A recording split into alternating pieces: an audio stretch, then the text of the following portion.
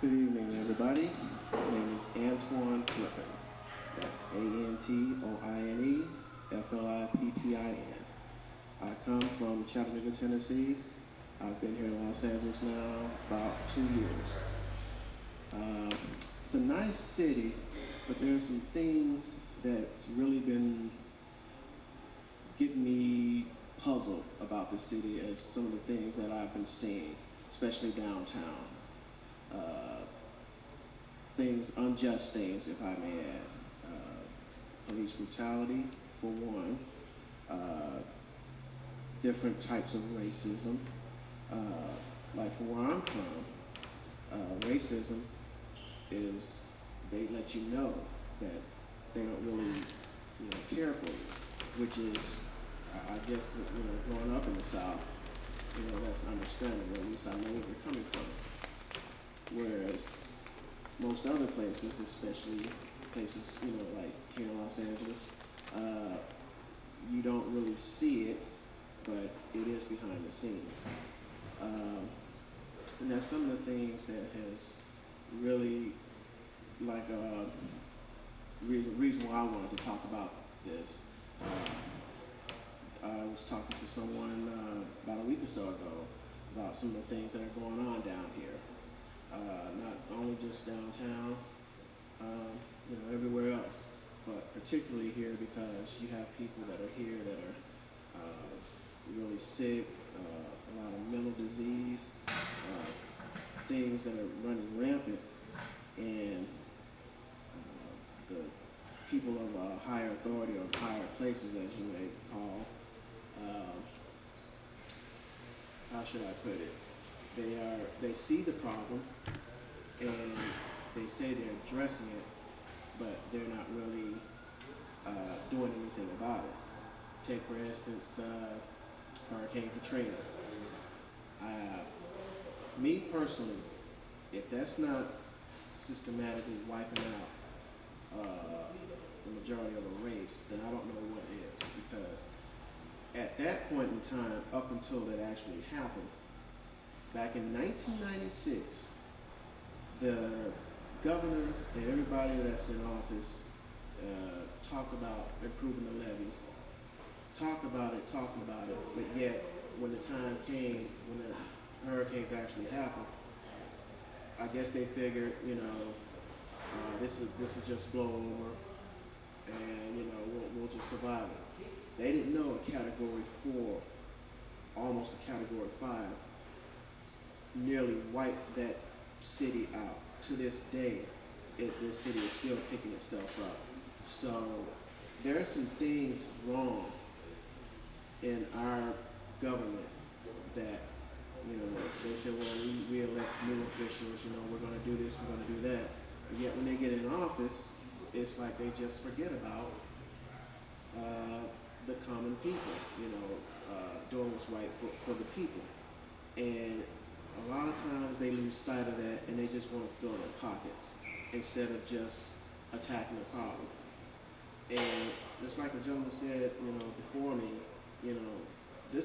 we're living in a scriptural time, a time where we need to just really get closer to God and His Word and His knowledge, because we see everything that He has talked about and prophesied, it is coming to pass. And if people don't realize that and trying to turn a blind eye to it, then, when the rapture comes, and I am a firm believer in the rapture, when the rapture comes and they're left here on this earth for the 7-day tribulation, the only thing I can say is, good luck, because, the Word of God teaches us, not to kill and destroy. And we are destroying this planet. Different things like global warming and different types of occurrences that are not normal. And these are things that God has prophesied.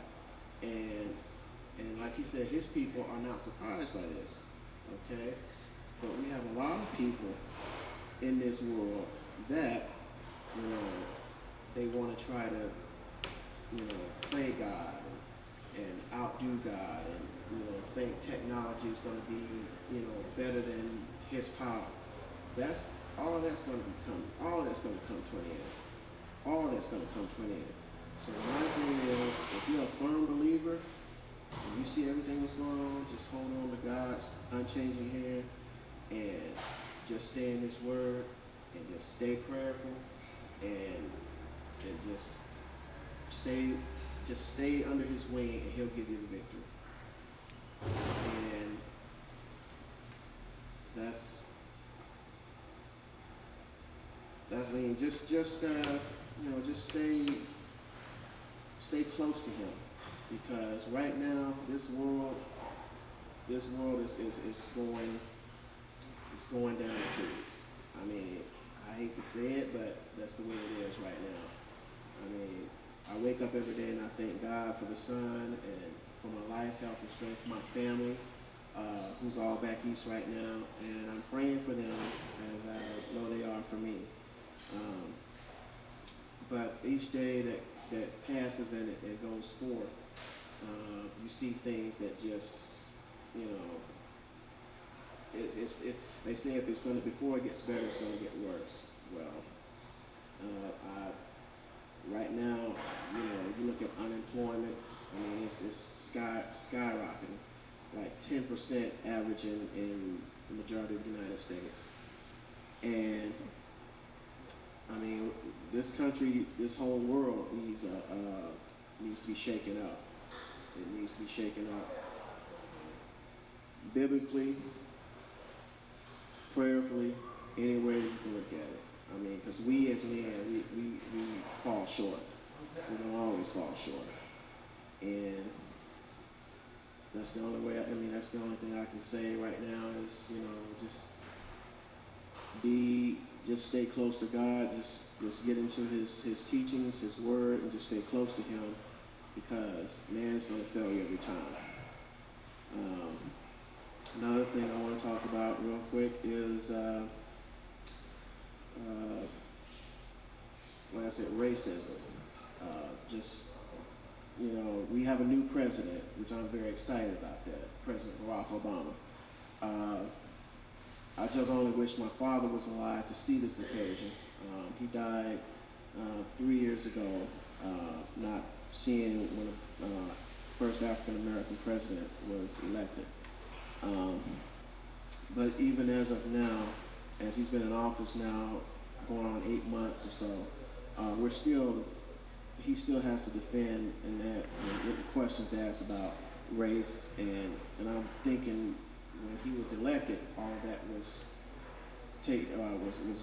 rid of, but we're still dealing with it, folks. We're still dealing with it. It can be 2010, 2011, we're still going to be dealing with this. So, only thing that I can say is, you know, I just be proud of who you are. Don't try to change. Don't try to impress nobody. And just stay true to yourself, because if you change yourself for the world and then lose your own soul, then what do you have to gain for it? And, you know, personally, I'm thankful to be alive to see him get elected into the White House. And, you know, who's to say, you know, if he's going to be a good president or not? That's not for me to say. The only thing I can say is I'm just thankful and blessed to have been alive to see him be elected. I think he has some very strong and good ideas.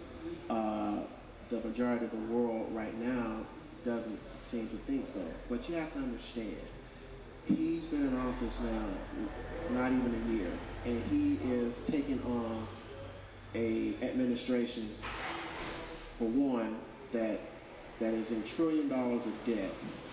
Two, left in ruins by a president, a former president, that falsely made up, I'm saying it, he's falsely made up some accusations about, you know, weapons of mass destruction, which we didn't.